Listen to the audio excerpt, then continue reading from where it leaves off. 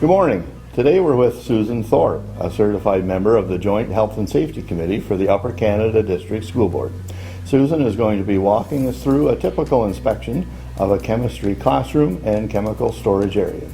When inspecting a chemistry classroom, you need to make sure that all exit doors are unobstructed and that there is a fire extinguisher next to each exit and that it has been inspected within the last month.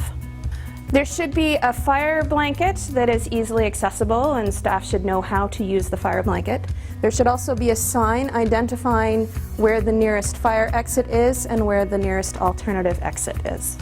In any chemistry lab, there should be an eye wash station so that eyes can be flushed out in the event that chemicals end up in the eyes. This particular eye wash station does not meet the Ministry of Labour or ANSI requirements. So a fume hood should be inspected annually, and this one, as you can see, has failed its test, so it's not for use at this point. Fume hoods, in order to avoid an inhalation hazard, they should be used when transferring or decanting chemicals from one container to another. This fume hood has been inspected annually and is compliant for use. Should not be used for storage. You should find a container for broken glass with, at the very least, a brush so that you are using the brush to remove the glass into the container and not risking your fingers and a cutting hazard. There should be safety glasses and safety goggles available for staff and students. Goggles tend to be most appropriate for people who are wearing glasses, and the safety glasses should have a shield on the side as well as fully cover the eyes in order to protect from splash hazards in the eyes. Any flammable chemicals, for example alcohols, ethers, hexane, should be stored in a flammables cabinet. The top should be clear. All access to the doors should be left clear, so nothing should be stored in front of it, and the doors should be in working order. All chemical labels should be compliant with WHMIS 2015. Any chemicals that you find, such as this one, which have an older label, should have a new label which is compliant printed and added to the bottle. As you can see in this room, the light is not at optimal levels. All lights in a chemical storage room should be functional, and there should be an emergency lighting available as there is no outdoor light source. Acids and bases should be stored in corrosive cabinets.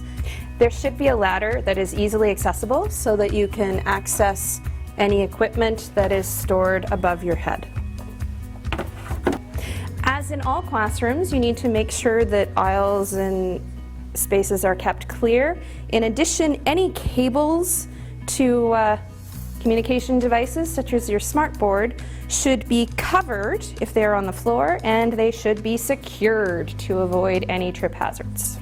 In any chemical classroom or chemical storage or prep room, there should be absolutely no consumption or storage of food or beverages, as this is contrary to the Occupational Health and Safety Act. In order to transport chemicals from the prep room to a classroom, you should be using a proper laboratory cart with safety rails around each shelf, and you should not be using a converted AV cart. All chemical storage rooms should be kept locked at all times and restricted to staff only. They should all have sufficient and constant exhaust ventilation. The emergency shutoff for gas in the classroom should be clearly labeled and easily accessible. You need to ensure that all chemicals, as we said earlier, are clearly labeled and stored appropriately. If they need to be stored in the chemical storage room, they should be. Electrical panels should be kept free of any obstructions, and they should be secured or locked. If you have any waste chemicals or any old chemicals that you would like to have disposed, then please contact Health and Safety through your supervisor. As with any classroom inspection, you're going to look high, you're going to look low You're going to want to see if there's any ceiling tiles with water damage, anything on top of a cupboard that shouldn't be. As we said earlier, making sure the aisles are clear and there is no mold or other water damage in any other locations.